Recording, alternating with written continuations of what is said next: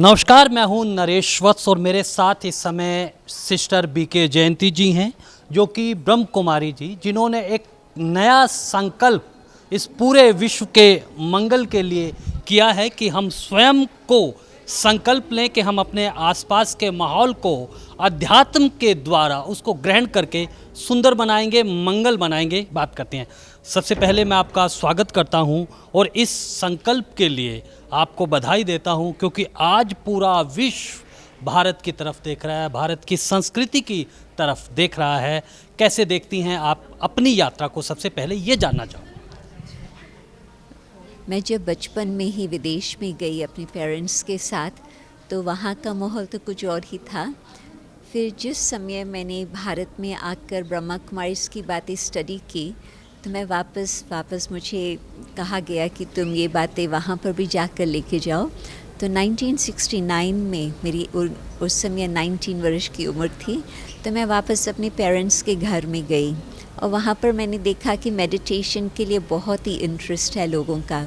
और उस समय से लेकर आज तक तो मैं कहेंगी कि लोग अभी यहाँ तक पहुँचे हैं जो मानते हैं कि आगे की जीवन यदि हमको ठीक रीति से जीना है तो उसमें मेडिटेशन की बहुत ही आवश्यकता है। तो भारत का जो प्राचीन राजयोग है उसका प्रचार वहाँ पर बहुत अच्छी तरह से हो रहा है। लोग इन बातों को समझ रहे हैं, ग्रहण कर रहे हैं और जो आत्मा के आदि गुण है, शांति, सुख, सत्यता, वो फिर से धारण करने के लिए पुरुषार्थ कर रहे हैं।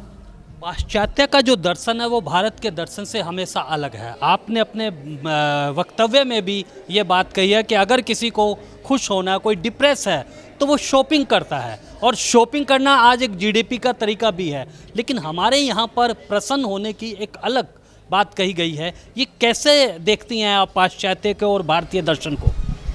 आजकल वहाँ पर लोग देख रहे हैं कि मटेरियलिज्म, कंज्यूमरिज्म से जो वो चाहते थे जीवन में वो नहीं मिल रहा।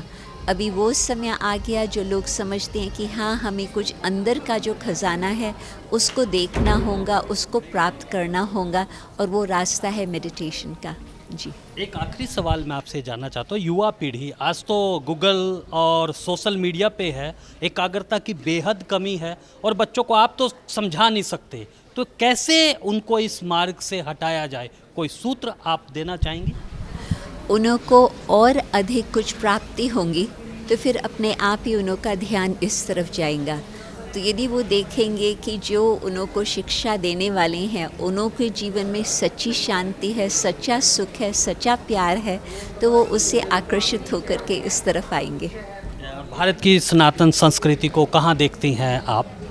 मैं देख रही हूँ कि अभी वो समय आया है जो बिल्कुल कलयुग का समय बीत रहा, फिनिश होने जा रहा, और सतयुग के लिए जो हम उम्मीद रखते हैं वो नज़ारा बहुत ही नज़दीक सामने आ रहा, क्योंकि मानव के अंदर वो जागृति आ रही है कि परमात्मा की शक्ति द्वारा हम जब सत्यता के मार्ग पर चलेंगे वो सतयुग अवश्य ही आएगा। बहुत बहुत शुक्रिया। तो सच्चाई और अपने प्रति ईमानदार होना ही सबसे बड़ी कसौटी है। यही संदेश दिया है आज ब्रह्म कुमारी के इस कार्यक्रम में। तो आप बने रहें ब्रॉडकास्ट मंत्रा के साथ।